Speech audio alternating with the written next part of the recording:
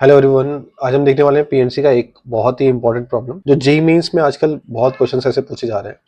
I would say this question is important but not that difficult because अब थोड़ा सा अगर दिमाग लगाएं तो आराम से क्वेश्चन को सॉल्व किया जा सकता है, थोड़े बहुत केसेस बना। क्वेश्चन में क्या बोला गया है देखते हैं।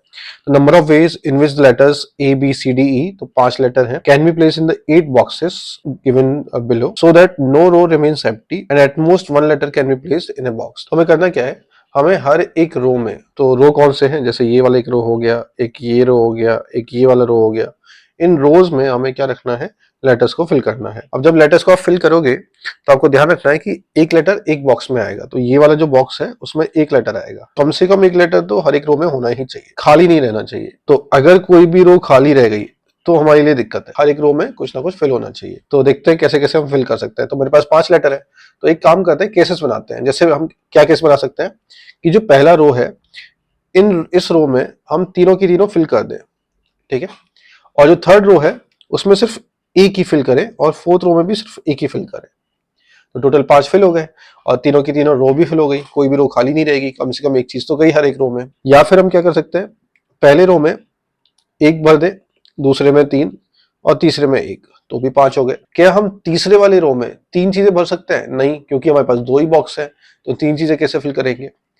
अब और क्या केस हो सकता है कि पहले बॉक्स में 2 चीजें फिल कर दें, दूसरे में 2 चीजें फिल कर दें और तीसरे में 1, या फिर 1 2 2, या फिर 2 1 2, इस तरीके से फिल कर दें, राइट। ऐसे 5 केसेस हमारे पास बन सकते हैं 5 चीजों को फिल करने के इन 3 रोज में, और कोई भी रो खाली नहीं है। तो अब हमें करना क्या है, जैसे ये पहला वाला केस है, दिस केस 1 में हम क्या कर रहे हैं कि 3 के 3 बॉक्स फिल कर रहे हैं।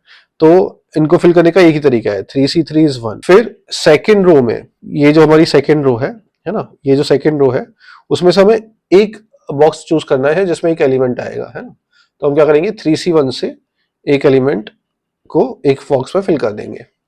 और तीसरे वाले में सिंस हमारे पास 2 बॉक्स है, एक बॉक्स में एक चीज जानी चाहिए, तो हम 2 बॉक्स में से एक बॉक्स सेलेक्ट करेंगे और उस चीज को फिल कर देंगे 2C1 से। तो ये पहले केस का आंसर आ गया। इसी तरीके से जो दूसरा केस है ये वाला, इस दूसरे केस में हम 3 में से एक बॉक्स सेलेक्ट करेंगे और एक चीज को फिल कर देंगे पहले रो में। दूसरे रो में तीनों के तीनों बॉक्स फिल हो रहे हैं और फिर तीसरे में 2 में से एक बॉक्स फिल हो रहा है। इसी तरीके से बाकी हम केसेस के लिए आंसर लिख लेंगे। पहले इसकी वैल्यू निकाल लेते हैं और इसको हमें फिर 5 फैक्टोरियल से मल्टीप्लाई करना है, क्योंकि जब हम 5 प्लेसेस पे 5 चीजों को रख रहे हैं, फॉर एग्जाम्पल मान लो मैंने ये प्लेसेस चूज किए A B C D और E, तो ये 5 प्लेसेस पे ये 5 लेटर्स को अरेंज भी करना है।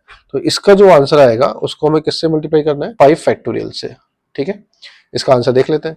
तो पहले आ रहा है 6, ये आ रहा है 6 प्लस ये आ जाएगा 6 प्लस 3 इंटू 3 इंटू 2 18, फिर आएगा 3 इंटू 3 फिर 9 और फिर 3 इंटू 3 फिर 9 इंटू 5 फैक्टोरियल, तो ये आ जाएगा हमारे पास 120। ये आ जाएगा हमारे पास 5760, which is the answer for this question. I hope ये क्लियर रहा होगा। काफी आसान सा क्वेश्चन है, अगर आप समझ के करेंगे तो आराम से हो जाएगा। बस आपको केसेस बनाने हैं और फिर हमें सिलेक्शन करने हैं बॉक्सेस के, और फिर उसके बाद अरेंजमेंट को मल्टीप्लाई कर देना है 5 फैक्टोरियल को, राइट। ये क्वेश्चन इसी साल आया हुआ है जेईई मेंस 2025 में, और थोड़ा सा इंपॉर्टेंट हो जाता है क्योंकि ये बॉक्स फिल करने वाला क्वेश्चन किसी न किसी शिफ्ट में आ सकता है। तो बी प्रिपेयर्ड विद दैट।